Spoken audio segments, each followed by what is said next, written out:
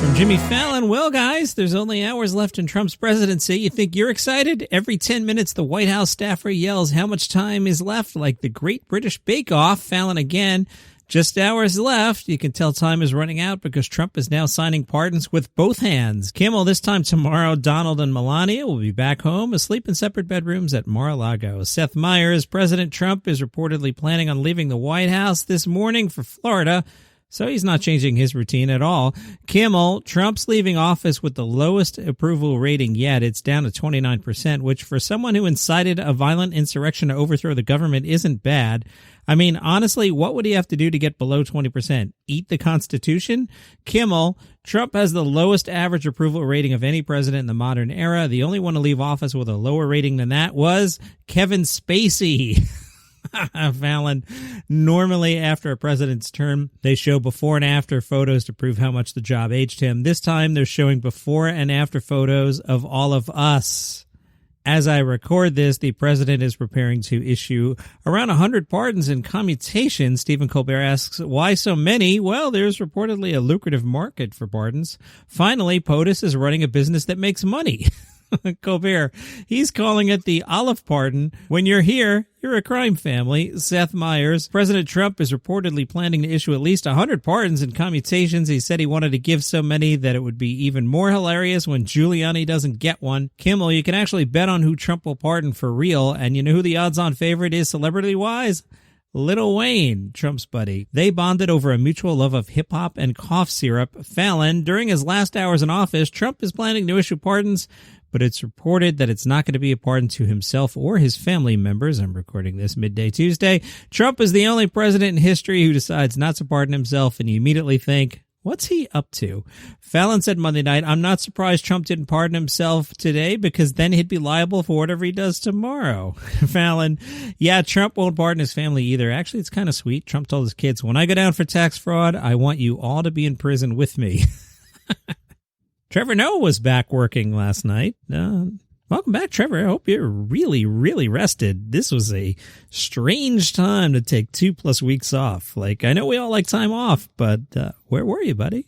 Hey, Thursday's episode of Daily Comedy News will come out a little later. Normally, the show comes out at 5:30 a.m. Eastern, but I want to capture what the late night shows say about the inauguration, and those jokes don't even exist till 11:30, and I need my beauty rest, so I'll get up early and bang something out, and you should have it over your breakfast time. Stephen Colbert had Gilbert Gottfried on Monday night, and they talked about the upcoming HBO Max reboot of Sex and the City, the one that won't have Kim Cattrall. They did a sketch with Gilbert Gottfried in a blonde wig portraying the role. I have not seen that yet, but that sounds pretty funny.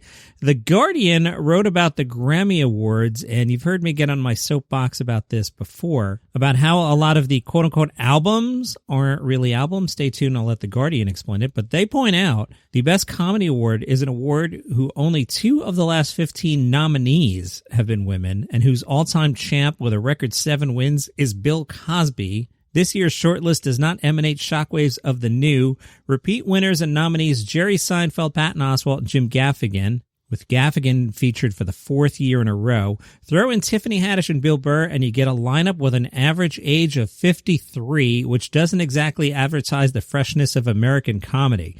How old is Haddish that she didn't bring that down a little bit? Tiffany Haddish, Google. Tiffany Haddish is 41, so she's dragging the age down to 53, as the Guardian points out. And they compare it to the Music Record of the Year shortlist, where the average age of the nominees is 28 years old. But here's where I have the Guardian's back for sure. Get on my soapbox, guys. They write, maybe the issue is in that word album. Perhaps the hottest new comic talents aren't releasing albums anymore. But it can't be that, because the Best Comedy Album Grammy no longer, as far as I can gauge, rewards albums as conventionally understood. Pay attention here.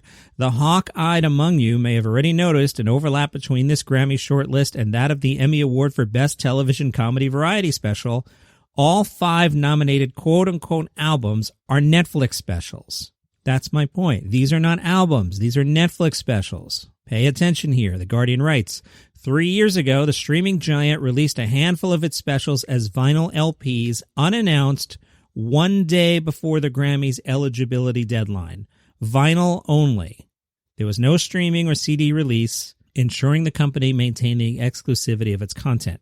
When the nominees for Best Comedy Album were announced, surprise, surprise, 4 of 5 were Netflix specials. Grammys, get your act together. These are not albums. These are Netflix specials that they're putting out on vinyl, like I joked, in one store in Portland, and they're doing it the day before. Like, that's not the point of all this. Something's wrong here. The Grammys, they're on January 31st. Ricky Gervais took place in Wired's autocomplete interview. One of the questions asked to Ricky, how can you meet Ricky Gervais? He said, you can't. He has armed guards and electrified fences and lasers and a moat around his castle with alligators. How rich is Ricky Gervais? Ricky's answer, well, I have a moat around my castle with alligators. Pretty funny there. George Wallace spoke to Vulture about the difference between his comedy and Jerry Seinfeld's approach to comedy.